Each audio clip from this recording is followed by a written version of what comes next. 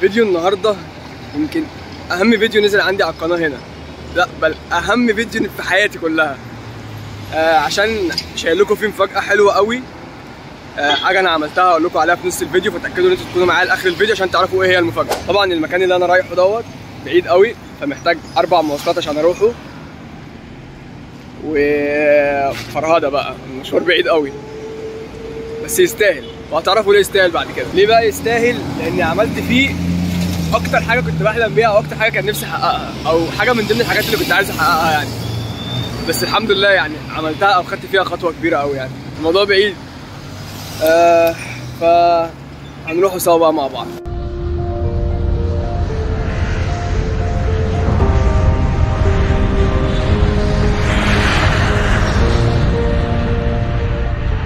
طب يا جدعان انا وصلت، بس معرفتش اصور بقى ولا في الطريق عشان المواصلات كانت زحمه، وكان في ناس بقى قاعده جنبي كده، انتوا عارفين انا بتكسف. بس وصلت.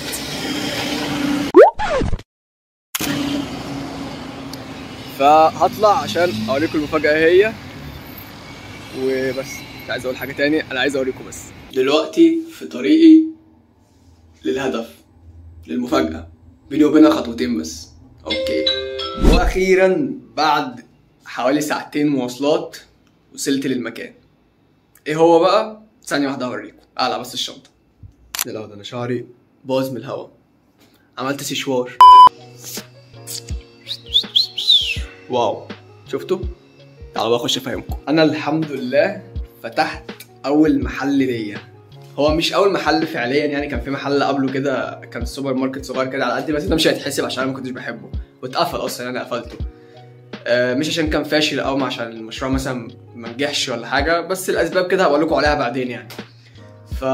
يعني هيعتبر ده اول محل، وان شاء الله مش هيكون اخر محل ليا. هنعمل سلسله فروع بقى كتير قوي. فانا لسه ما سميتش المحل، لسه ما اعرفش اسميه ايه، ومش هقول لكم، او خلاص انتوا تقريبا خدتوا بالكم يعني ان هو بقى يعني اكسسوارات حريمي. انا وريتكم اصلا، غبي كنت لسه اقول لكم بقى خمنوا في الكومنتات وكده، بس خلاص ماشي، هو هيفتح اكسسوارات حريمي. فممكن تقولي تحت في الكومنتات اخلي اسم المحل ايه. والحمد لله عملت اول حاجه من ضمن الحاجات اللي كنت مخطط ليها، ان هو يكون عندي براند او شغل خاص بيا، والحمد لله حققت حاجه زي كده. بس فاستنوا كل اللي جاي، كل التطورات اللي هعملها في المحل بطلعها في فيديوهات كده وفلوج برده زي دوت. انا عارف ان الفلوج ده قصير قوي، بس هو ما كانش فيه وقت اصور، بس انا حبيت اشارككم اللحظه الحلوه اللي انا وصلت لها في حياتي. وبس انا كنت عايز اعمل فلوج كامل طويل وانزل واروح واجي، بس ما كانش فيه وقت، وبعدين انا كنت اصلا شايل بضاعه كتير، ف يعني ما عرفتش اعمل يعني، في حاجات ما عرفتش اعملها، في حاجات كتير كنت شايلها وانا جاي، فما عرفتش بقى ان انا مثلا اروح افطر واعمل بقى فلوج بقى والكلام دوت، واروح واجي واوصل لكم كل الحاجات كل الحاجات اللي كنت بعملها بالتفاصيل في اليوم. انا جبت لكم بس اهم حاجه في اليوم كله، او اهم حاجه في الفلوج اللي كنت هعمله، وهو المحل. الفيو بتاعه تحفه. في اصلا استنوا كده، في هناك في الناحيه الثانيه مول تاني برضو غير المول اللي انا فاتح فيه. المول اللي انا فاتح دوت اسمه تاون سنتر مول، هو في الشروق. هبقى احط لكم العنوان بالتفصيل يعني، لو حبيت تيجوا تزوروني تنوروني هنا في المكان، هبقى احط لكم العنوان بتاعه او اللوكيشن في الديسكربشن تحت. واشوفكم في فيديو تاني. قبل بس ما اقفل معاكم الفيديو اقول لكم على كام حاجه كده، او اخد رايكم في كام حاجه، وقولوا لي تحت في الكومنتات شويه افكار مثلا في دماغكم، يعني ديكور مثلا ممكن اعمله، اضاءات بتاع، لان انا هنا هيبقى الجنب ده كله اكسسوارات، هيبقى اكسسوارات بقى اللي هي السلاسل والانسيالات والحاجات دي كلها، والجنب ده هيبقى مثلا حزمه. او سيبكم المحل مهرجل وانا رص اي رصه يعني، الكلام ده لا يحسب، كل ده لا يحسب. عشان انا مهرجل الدنيا، لان لسه ما فتحتش اصلا، لسه ما عملتش اي حاجه، لان في بضاعه برده جايه النهارده، ولسه هنرص ولسه هنعمل الاضاءات وبتاع. فهنا هيبقى مثلا حزمه، اللي هي الحته ديت اللي ما بين الحتتين دولت، دي هتبقى توك، وممكن نحط شنط وبتاع وكده، فالجنب ده هيبقى للحاجات دي.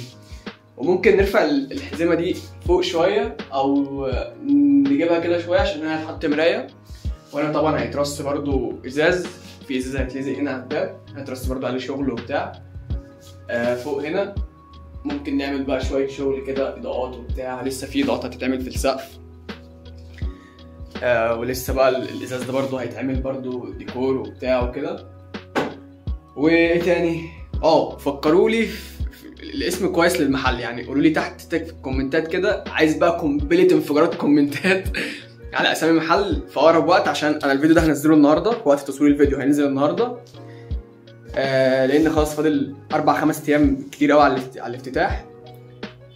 طبعا هستناكم كلكم تيجوا، وقولوا لي في الكومنتات تحت يعني عايزين المحل يكون اسمه ايه، او اقترحوا عليا مثلا كام اسم في الكومنتات وانا اختار واحد منهم واحطه. وعلى فكره الاسم اللي هختاره يعني صاحب الاسم هياخد اي حاجه هو عايزها من المحل ببلاش، فاختاروا يلا اسامي بسرعه.